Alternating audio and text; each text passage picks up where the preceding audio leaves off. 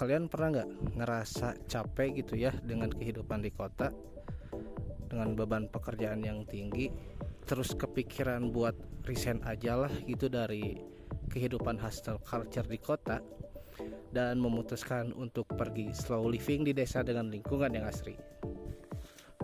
Pasti banyak sih, dan itu bakalan jadi hal yang wajar karena desa tuh kayak tempat pelarian paling damai aja gitu ya dari kehidupan hustle culture di kota.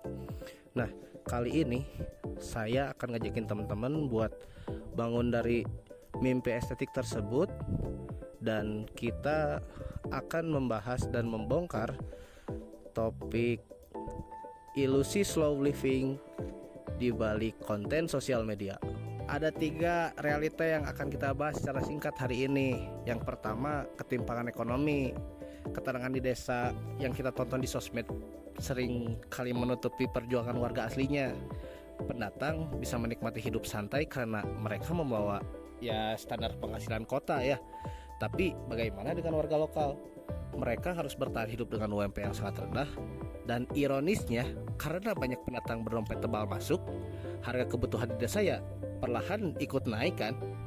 Nah, kayak gini aja deh, segelas kopi estetik yang diminum pendatang bisa setara dengan uang makan seharian warga aslinya loh. Jadi kayak slow living tuh manis buat pendatang, tapi pahit buat warga lokal.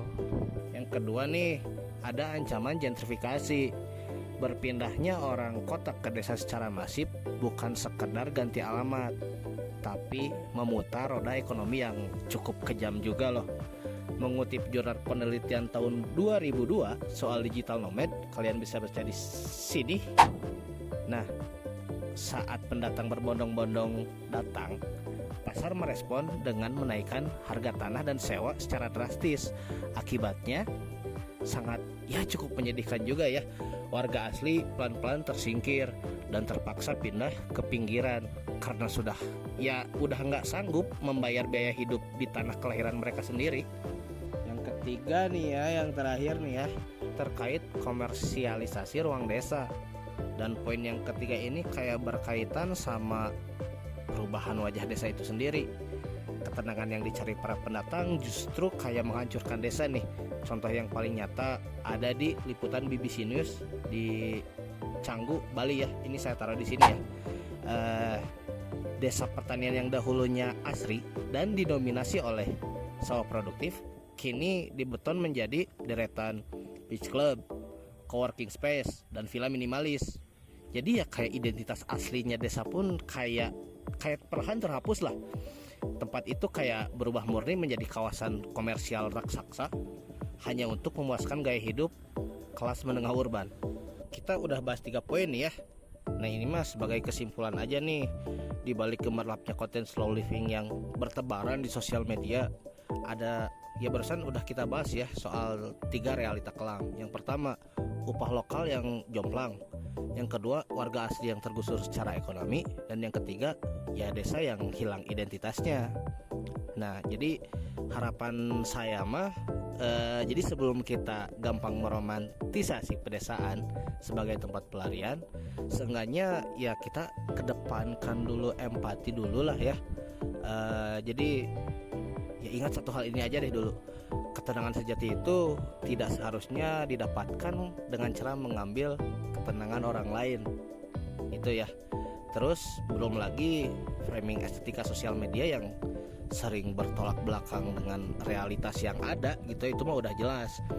Nah, terakhir nih saya mau ngajak kayak mending kita pertimbangin dulu deh, atau kita renungkan dulu. Misal nih, kalau misalkan teman-teman kedepannya mau hidup slow living di desa, apakah siap nih buat struggle dengan kayak tingginya harga pupuk atau potensi gagal panen karena cuaca yang ya gini tidak menentu gitu, atau gini, siap nggak teman-teman bersihin kotoran kambing gitu setiap hari dan nyari rumput gitu, nyari pakannya setiap hari. Nah, belum lagi kayak akses jalan dari desa ke kota tuh ya kayak mau ke akses kesehatan, itu rumah sakit atau ke sekolah ya, pendidikan, itu juga cukup jauh juga gitu ya dari desa. Apakah teman-teman siap dengan struggle-nya warga-warga desa? Itu aja sih. Mungkin bisa dipertimbangin dulu ya sama teman-teman. Sekian dari saya. Terima kasih atas waktu dan perhatiannya. See you.